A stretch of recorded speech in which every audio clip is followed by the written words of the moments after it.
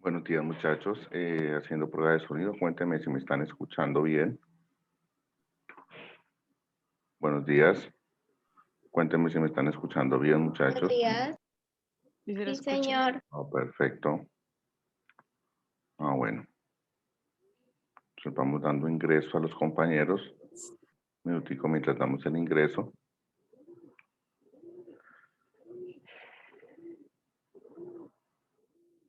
Bueno, muchachos, como ya saben, esta es la segunda guía de primer periodo. Si es necesario, se hace otra clase. Generalmente se hace una guía cada 4 semanas cuando se tiene una hora semanal. Como química es una hora semanal, entonces se deja una guía para cada 4 semanas. Se hace una reunión o se hacen dos si es necesario, según la necesidad de que necesiten, valga la redundancia, aclarar algunas circunstancias de la guía. Entonces, estoy ahí presto a cualquier circunstancia de ustedes en el desarrollo de estas actividades. La química de grado décimo, muchachos, perdón, la química de grado séptimo solamente tiene que ver con la parte del átomo, el modelo atómico, la manera como se distribuyen los electrones alrededor del núcleo. Y estas formas de interpretación de lo más pequeño que tiene la materia nos tienen que servir para que nosotros podamos comprender cómo es que es la materia.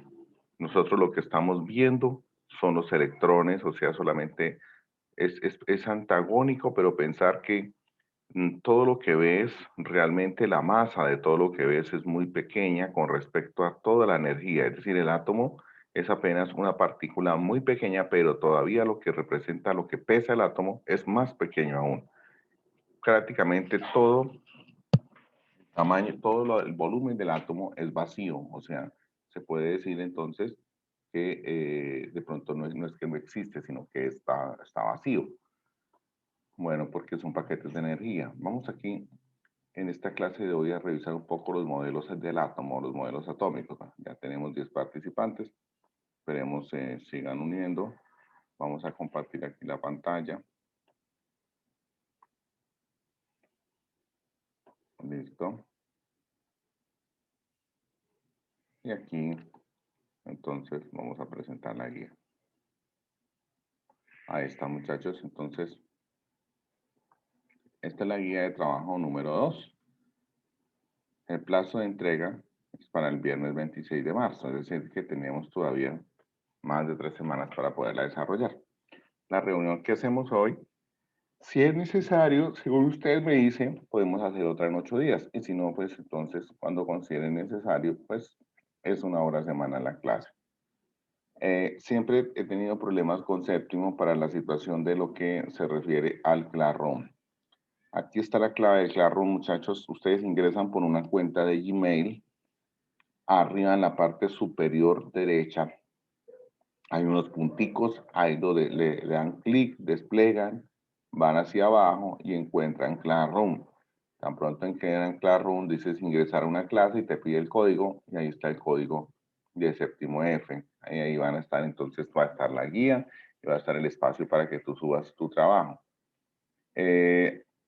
Muchos estudiantes me estuvieron enviando el trabajo por WhatsApp, pero resulta que es que el WhatsApp no puedo recibir el trabajo porque el celular se llena demasiado y no puedo descargarlos. Entonces, por eso les recomiendo siempre el envío se haga por el Classroom, muchachos. Tener siempre esto en cuenta.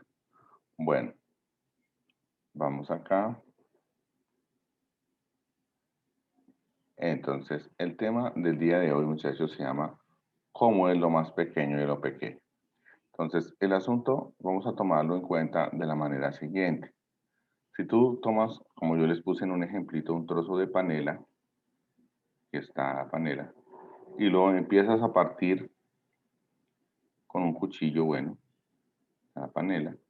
Si tú la divides, la partes en pedazos más pequeños, de alguna manera, y estos pedacitos más pequeños todavía los partes en trozos más pequeños aún.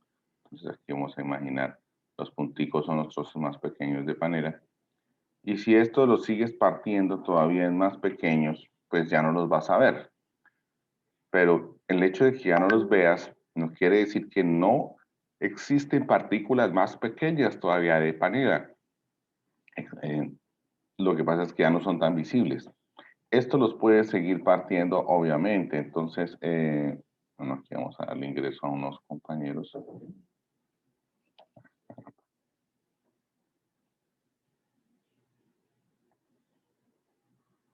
Bueno,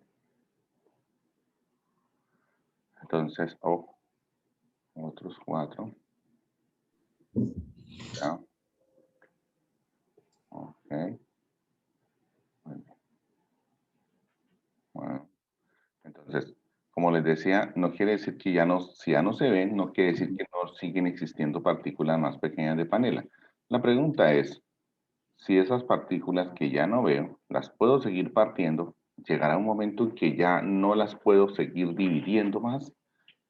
Pues esa misma pregunta, muchachos, se la hicieron hace muchísimos años los filósofos griegos, aproximadamente unos 700 años antes de Cristo. Imagínense, se considera que Cristo nació hace 2021 años y antes de 2021 años, o sea, 700 años hacia atrás, aproximadamente 2700 años antes de nuestra existencia, ya se estaba hablando de cómo era lo más pequeño de lo pequeño. Eso manifestaba una pequeña situación, valga la redundancia, que si tú te quieres imaginar rompiendo esto, entonces, ¿hasta dónde existe el límite de división? ¿Y en qué momento esos granitos de panela ya no son granos de panela en la división? Y ahí aparece la palabra átomo, que significa indivisible. Átomo, y entonces los griegos le dijeron sin y sin división. Entonces, de ahí apareció tratando de resolver esa pregunta. Entonces dijeron, ellos pensaron inicialmente, definitivamente sí, llegaremos a un punto en el cual no podemos dividir las partículas más. Y esa parte le vamos a llamar átomo, es decir, que todas las sustancias que están en naturaleza están conformadas por átomos. Pero ¿por qué son diferentes unas de otras? Bueno, porque hay átomos diferentes, dijeron. Sin embargo, existió la teoría de los 4 elementos hasta ese entonces, y se dijo, todo lo que está en la naturaleza está hecho de tierra. ¿Y por qué decían que todo estaba hecho de tierra? Pues bueno, imagínate que sembraban los cultivos y de los cultivos se daban cuenta que salían semillas y eso salía de la tierra. Decían, esos estaban hechos de tierra. Aire, bueno, algunas partículas como algunos líquidos los dejaban al sol y entonces se evaporaban. Entonces decían, es que realmente ellos estaban hechos de aire y regresaron a ser lo que inicialmente eran. Fuego, si ellos acercaban algún objeto, por ejemplo la madera, se daban cuenta que se convertía en fuego. Entonces decían, la madera estaba hecha de fuego. Y agua. Realmente entonces miraban el hielo y el hielo se derretía, entonces decían, el hielo estaba hecho de agua. Pero hasta donde tenían razón, que aquí viene la teoría de los 4 elementos. Hasta donde tenían razón. Pensar que todo estaba hecho de tierra, de aire, de fuego, de agua, porque todo lo llevaban allá. Por ejemplo, si sacaban metales, por ejemplo, roca, las colocaban al fuego y las convertían en metal. Entonces ellos decían, los metales están hechos de fuego. Entonces por eso en un video que te envío, revisas que Cantinflas, este humorista mexicano, se va hasta el año 700 antes de Cristo para tratar de mirar esta situación, pero por error se llevó un pedazo de pizza y le dio un pedazo de pizza a Demócrito, que fue el primero que habló de átomo. Le dio una pizza mexicana y Demócrito se quemó, se picó con la pizza mexicana y dijo, eso que me estabas dando estaba hecho de fuego. Date cuenta cómo era la concepción de que se tenía en esa época, sean los alimentos de que están hechos. Los alimentos están hechos de agua, que se daban cuenta que si los apretaban mucho, algunos se convertían entonces en agua, o sea, como que le sacaban el agua que tenían. Y otros decían, no, los alimentos están hechos de fuego, porque los realmente al acercarlos al fuego ellos se convierten en fuego también, se convierten en llamas, los podemos quemar. Y otros decían, no, están hechos de agua y de fuego, pero como provienen de la tierra, entonces están hechos de tierra, de agua, de fuego. No habían sino la teoría de los cuatro elementos y esto existió muchos años. Sin embargo, pues este señor Demócrito, padre del atomismo, él es el que empieza a hablar de eso. Dice, ¿cómo es lo más pequeñito de lo pequeñito? Pero realmente los átomos son las partículas más pequeñas de la materia. ¿Y cómo son? ¿Cuál es la forma que tienen? ¿Y por qué la forma que tienen es esa? Pues bien, el asunto hay que tomarlo en varios sentidos, muchachos. Primero, claro, bueno, mira, aquí está. eh, Tienen que pasar después de eso más de 2000 años antes de que se vuelva a hablar del átomo. ¿Por qué se tuvo que pasar tantísimo tiempo? Bueno, la era cristiana, realmente pues la influencia de la religión muy fuerte durante tantísimos años no permite que las personas traten de pensar y de investigar los elementos, los animales, las cosas, porque si no, entonces se consideraba que se estaba cometiendo algún pecado. Porque se decía que todo estaba realizado y elaborado por Dios y que lo que está, como decía la Biblia, Él fue el que lo creó y no podíamos nosotros intervenir en ninguna circunstancia de cómo estaban hechas las cosas. Pues bueno, una falsa interpretación de la Biblia llevó a muchísimos años de atraso hasta el día de hoy. Por eso hasta apenas en el año 1808 se vuelve a hablar de átomo, desde Demócrito en el año 700 antes de Cristo hasta el año 1808. Es decir que se pierde muchísimo tiempo. Lo mismo Thomson, mira cómo avanzan los modelos. Dalton dijo es una esfera, es lo más pequeño, una esfera, y resulta que entonces, ¿por qué algunas cosas entonces son fluidas? Porque unas esferas se mueven con respecto a otras, es lo que dice Dalton, y por qué algunos objetos caen al suelo y se rebotan, entonces dice porque las esferas rebotan, pero con esto no explicaba el porqué de los colores, porqué de la corriente eléctrica. En 1904, a comienzos del siglo XX, este señor J. J. Thomson escribe un modelo en el cual dice, tienen que haber partículas negativas, porque eso explica por qué los elementos se unen unos con otros para formar los diferentes compuestos. Y esas partículas negativas están embebidas en toda esta matriz, estaban metidas, entonces, ¿y por qué tenían que haber electrones? Trataron de explicar el color. Definitivamente es que la luz llega, golpea el objeto y se desprende algo de ahí y es lo que nosotros vemos. Entonces dice, están hechos de electrones. ¿Y por qué la corriente eléctrica? Porque los electrones están en la parte externa y entonces van pasando de un lugar a otro. Sin embargo, unas pruebas hechas en esos comienzos de siglo bombardearon una placa de oro, tomaron una partícula de oro, una lámina de oro, que está la lámina de oro,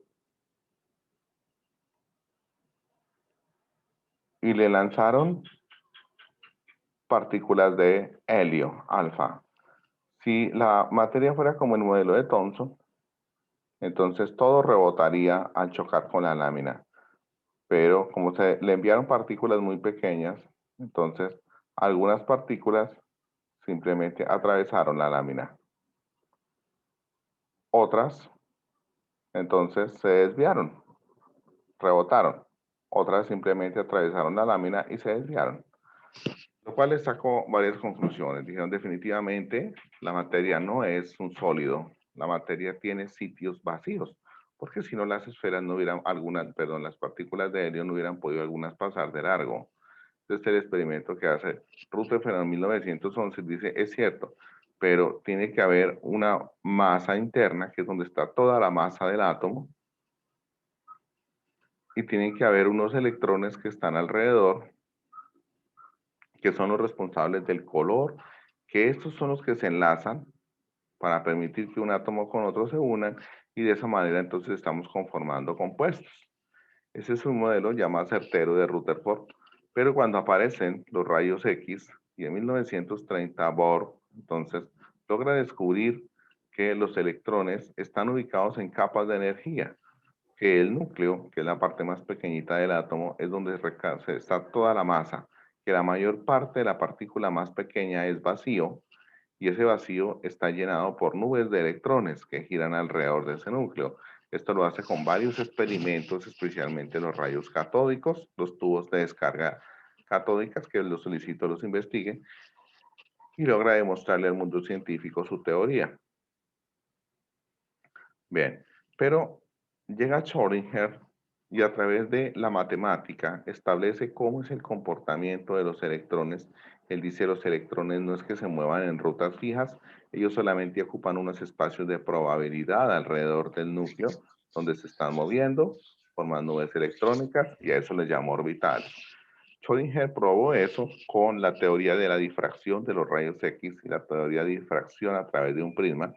Tú sabes que si pasa la luz a través de un prisma, aquí coloco un prisma que es un triángulo sólido, puede ser de cristal.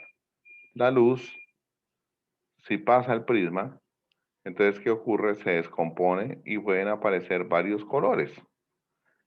Este fenómeno lo vemos con el arco iris, porque el arco iris es las gotas de lluvia forman un prisma y la luz del sol al atravesar se descompone, lo cual nos dice entonces que la luz blanca está compuesta de varios colores, pero que al pasar el prisma se descomponen todos los colores que tiene la luz.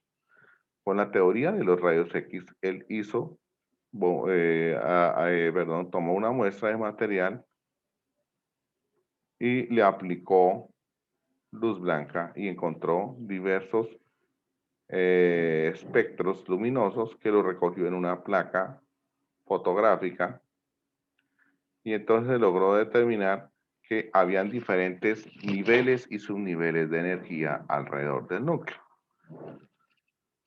Además demostró con ecuaciones matemáticas cómo era el comportamiento del electrón o la forma del comportamiento de la nube electrónica alrededor del núcleo de cada electrón. Con esto él trajo el modelo actual del átomo, que es con el que todavía trabajamos, que es el modelo de Schrödinger. Entonces, date cuenta que en esta primera parte de la guía se hace un recuento evolutivo de todos esos modelos del átomo, que desde luego se van a ampliar no solo en la guía, sino en otras clases. Entonces, bueno, yo les pongo a que reflexionen un poquito en esto. Unos alumnos de séptimo de ITEI toman un trozo de panela, lo mismo, y así hacen una serie de preguntas. ¿Cómo son los granos muy pequeños de panela que ya no puedes ver? ¿Por qué crees que son así? ¿Crees que se pueden dividir infinitamente estos granos de panela? ¿Los puedes ir dividiendo? Obviamente ya vimos que el átomo dice un límite, dice hasta aquí, ya no lo puedes dividir, porque si lo divides más, no es panela. ¿En qué momento estos granitos serán indivisibles? Bueno, tú vas a reflexionar cuando son muy pequeños. ¿Qué es el átomo para ti? Es una preguntita. Si se trata de agua, imagina cómo unas finísimas gotas de agua empiezan entonces a dividirse hasta conformarse en goticas de agua demasiado pequeñas, ya no visibles, pero que será que en un momento dado yo puedo seguirlas dividiendo, pues entonces lo que acabamos de decir nos dice que no, porque llegamos al límite y el agua, por ser un compuesto, la partícula más pequeña de agua que sigue siendo agua, es una molécula de agua. Ya vamos a ver eso. Entonces, la definición del átomo: el átomo es la partícula más pequeña y que conserva todas las propiedades del elemento que se está mencionando. Como vimos nosotros en la guía pasada, la materia se clasifica en sustancias puras y mezclas. Aquí lo tenemos, míralo. La materia se clasifica en sustancias puras y mezclas. Las sustancias puras están conformadas por un solo tipo de sustancia a lo largo de su extensión. Caso, por ejemplo, del agua, que solo a lo largo del agua encontramos agua, y se representan por fórmulas químicas.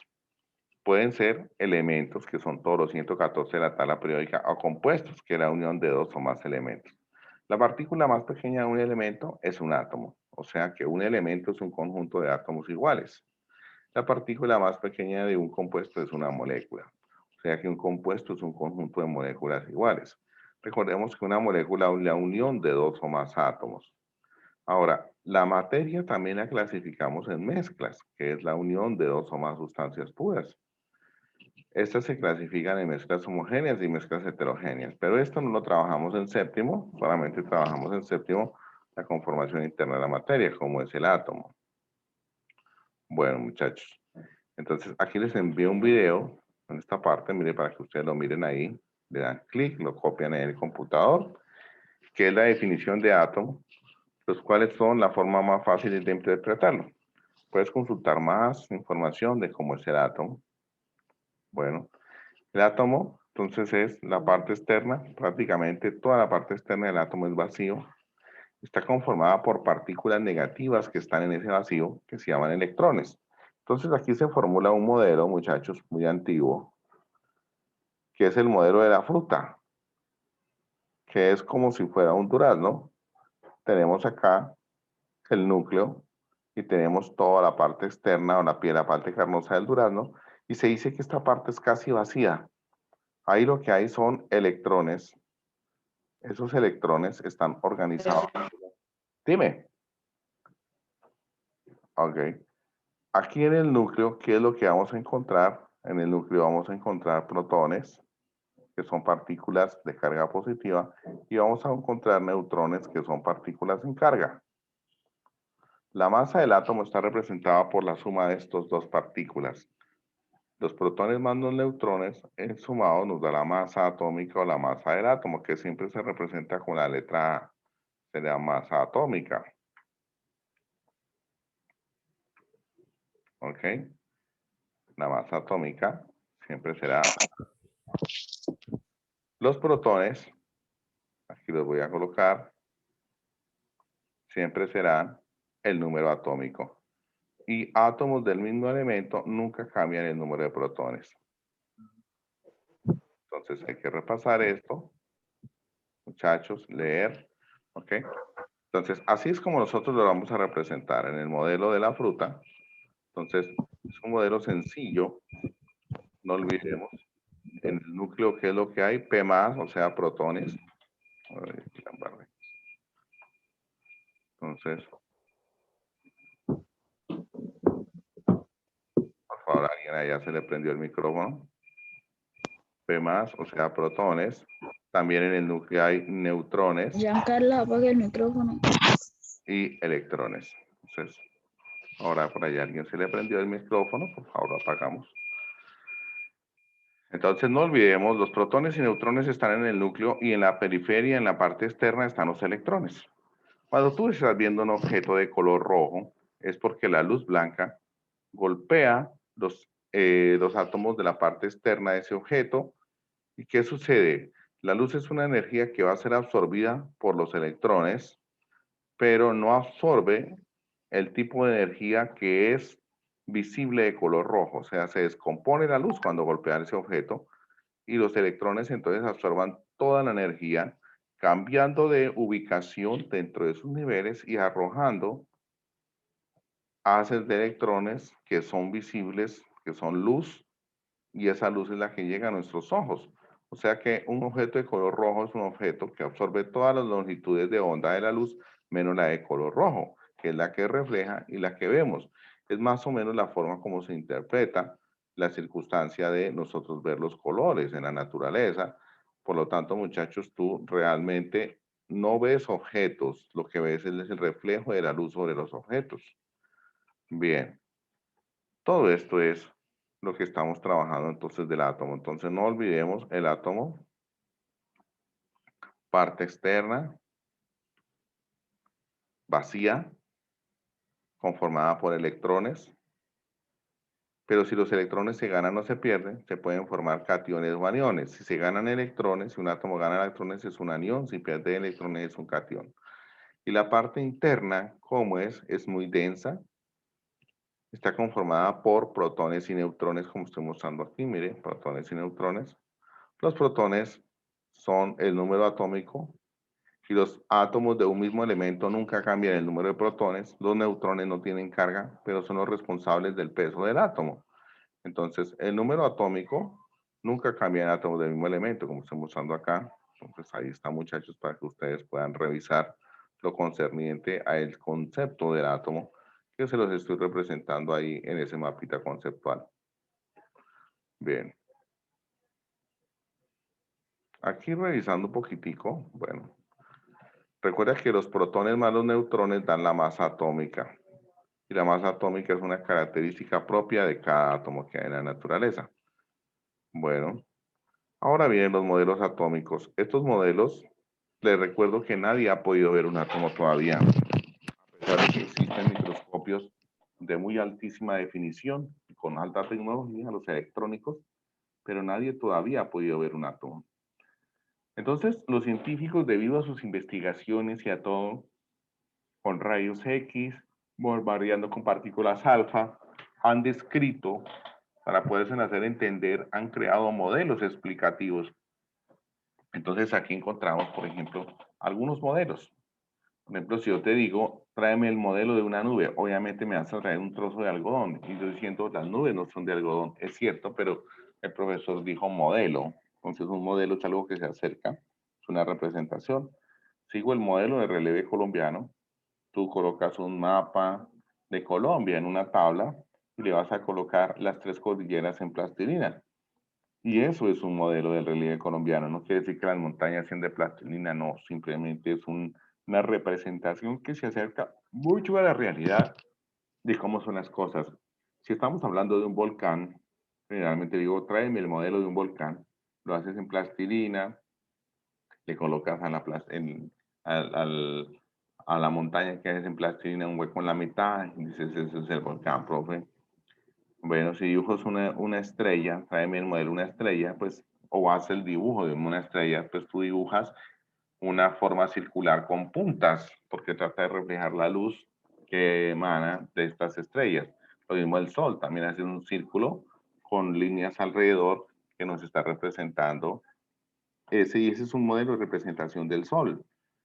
Y el sonido, si estoy diciendo, represéntame el sonido que está generando un objeto, entonces lo que haces generalmente al hacer el dibujo, si estás produciendo, por ejemplo, el sonido que produce la bocina de un carro, entonces tú como representas ese dibujo, pues haces un modelo representativo, primero que todo haces el auto y representas como que círculos concéntricos saliendo que nos dicen exactamente el sonido del carro como que va saliendo, date cuenta que... Y aquí no está muy lejano porque obviamente el sonido son vibraciones en el aire, entonces, y ahí es obviamente la manera como más representas, como más se está representando desde luego el modelo del sonido que está generando, que está produciendo un auto.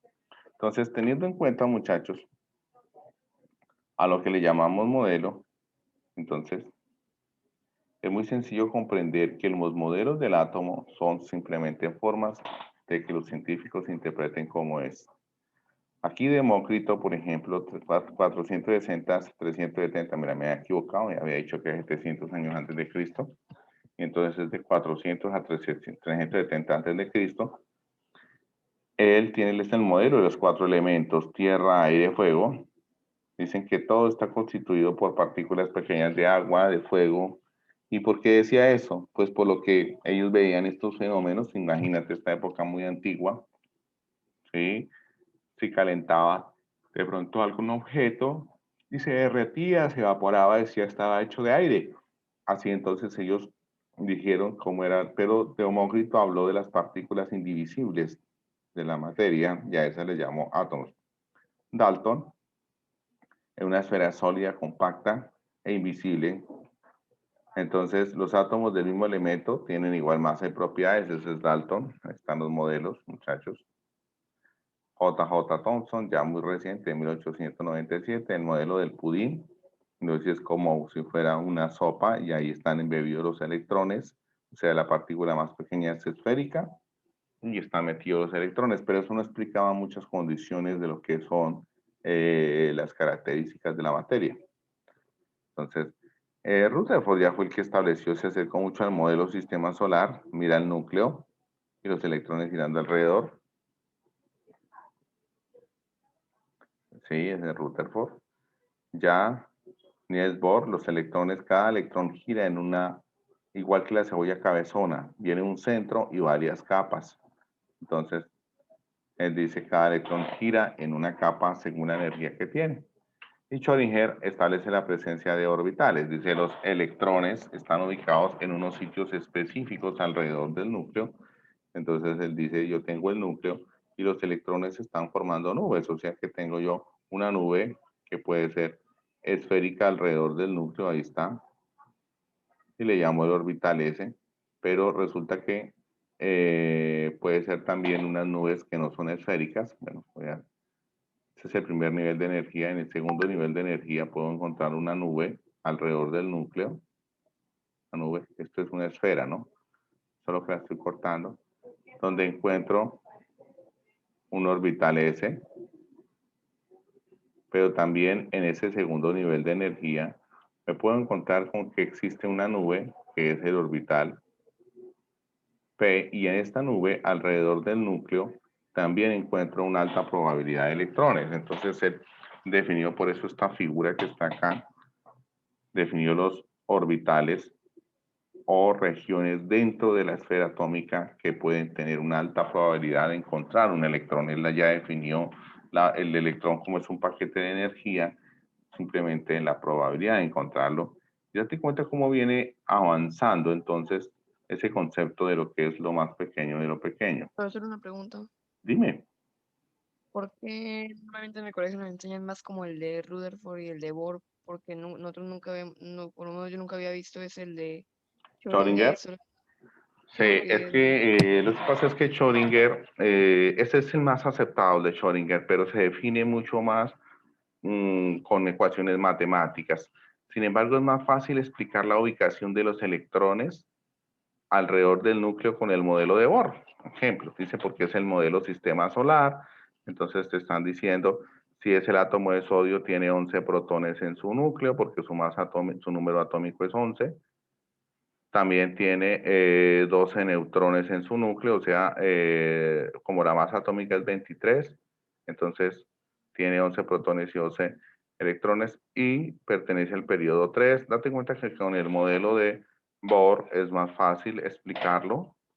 Con el otro modelo, que es el más aceptado, pues es un poquito más complejo. Se dice tiene 3 capas de energía porque pertenece al periodo 3. En el primero tiene 2 electrones siempre, en el segundo 8. Y como el sodio es del grupo 1A, encontramos un electrón en el último nivel. Es muy fácil explicar gran cantidad de propiedades de la materia con esto, pero si vas a tratar de que alguien te diga por qué los objetos que ves desprenden colores, entonces con este modelo no lo puedes representar, lo representas más bien con el modelo de Schrödinger, debido a que los electrones no es que se encuentren moviéndose, así alrededor del núcleo como un planeta alrededor del Sol, sino más bien es que se encuentran en algunos lugares u órbitas, que es, en algunos lugares se le llaman orbitales. Pueden ser así o pueden ser cilíndricas. Entonces, por eso es esta representación. ¿Ves? Entonces, es más sencillo explicarlo a los estudiantes desde el punto de vista de Bohr, que es el modelo más simple, a irse al modelo de Schrödinger, que es un poquito más complicado. Entonces, ese tenemos que, ese pues lo puedes profundizar, modelo de Schrödinger, lo puedes revisar en textos aquí en el internet, lo puedes revisar en YouTube, hay algunos videos explicativos de este. Bueno, entonces, aquí es un poquito para que practiques más los modelos atómicos. 460 años de Cristo Demócrito, 1800 años después de Cristo John Dalton, 1897 años después de Cristo Thomson, 1911 Rutherford y en 1913 aparece Niels Bohr. Aquí no está representado el modelo de Schrödinger, que es sobre los años 40 del siglo pasado. Ahí hay algunos enlaces para que puedas complementar algo de los videos. ¿Ok? Entonces, es muy sencillo lo que hay que hacer esta vez. Entonces, revisa el siguiente video, el cual es muy importante, habla sobre el concepto de átomo. Esto lo entenderás más fácilmente. Este video que te muestro acá es un video muy fácil y es un video que está relacionado con Cantinflas, el que te digo cuando se fue a visitar a Demócrito, se montó en una máquina del tiempo y se fue 700 años antes de Cristo, perdón, 400 años antes de Cristo, y llegó, y entonces por eso dice la cantidad de preguntas. ¿Quién fue el primero que habló del átomo y por qué dio ese nombre al átomo? Entonces eso es Demócrito. ¿Cuál es la definición de Demócrito sobre el átomo? ¿En qué consiste la teoría de los 4 elementos? Son las teorías de tierra, aire, fuego y agua. ¿Sí? ¿Por qué Demócrito le dijo a Cantinflas que la pizza era de fuego? Obviamente porque después Cantinflas le dio una pizza picante y entonces él le picó la boca y obviamente cuando te picas con ají sientes que como que hay fuego en tu boca.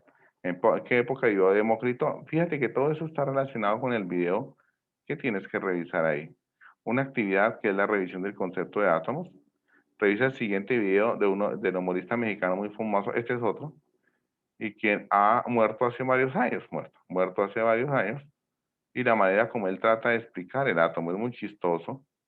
Entonces, describe en el documento que entendiste de este video. ¿Por qué crees que los científicos trataron de explicar cómo es lo más pequeño de lo pequeño que existe en la materia? ¿Cómo es lo más pequeño que existe en la materia? O sea, ¿cuál fue la curiosidad, la razón de la curiosidad y que de qué sirvió todo esto? ¿De qué sirvió describir unos modelos atómicos? ¿De qué sirve en la actualidad? Tienes que reflexionar un poquito sobre esto. Según tus palabras, ¿por qué tú crees que en séptimo tienes que aprender los modelos atómicos? Revisa y haz un modelo de la alegría. ¿Cómo representarías con un dibujo la alegría? De pronto una carita feliz. Date cuenta que son modelos, la tristeza, el amor, ¿cómo lo representarías? El cansancio, ¿cómo lo representarías? ¿Cómo representarías un río? Y reflexionas que todos estos son modelos, igual que los mismos que hacen de el átomo. Y la actividad 5, ¿qué es un modelo? Debes revisar este video sobre los modelos atómicos. Pues, revisar el otro video.